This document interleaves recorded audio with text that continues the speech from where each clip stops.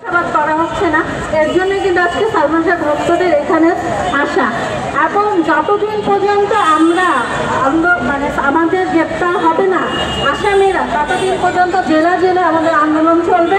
সালমান শাহ ভক্তরা চুপচাপ ভদ্র, তারা চায় না যে গর্জে উঠতে, আন্দোলন করতে, গ্যাঞ্জাম করতে। তাই এত প্রমাণ থাকা সত্ত্বেও কেন আসামিদেরকে ধরা হচ্ছে না এত বছর, সেটাই হচ্ছে আমাদের সবার কাছে প্রশ্ন। এখন বলছি আরেকটা কথা বলতে চাই, এটা আজকে যেহেতু সুযোগ হয়েছে, আমরা ইউটিউবে দেখি যারা আত্মহত্যা করেছে তাদের নামের তালিকা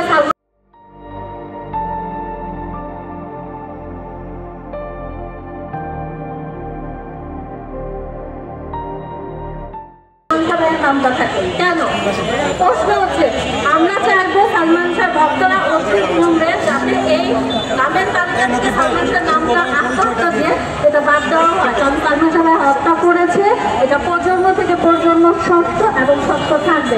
আর ভাইয়ারা যে কথাগুলো বলে গেছে আমি সেগুলো রিপিট করতে চাই না।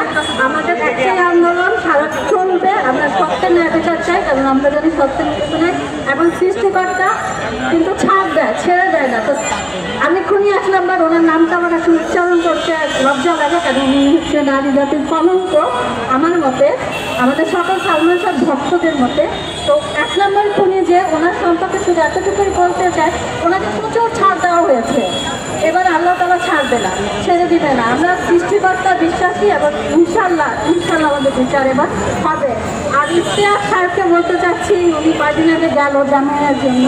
যাই হোক, উনি কিন্তু সালমান শাহ ভাইয়াকে খুন করা হয়েছে, মোস্তাককে ছাড়া হলো, এবার আপনার পালা, যখন সাতটা হাসিল হয়ে যাবে তাদের আপনাকেও ছেড়ে দিতে। তাই আমাদের সত্যের পথে চলেন, আমাদের সাথে 71 নভেম্বরে সালমান শাহ ভাইয়াকে হত্যা করা হয়েছে, আমরা সালমান শাহ ভাইয়ের বিচার চাই।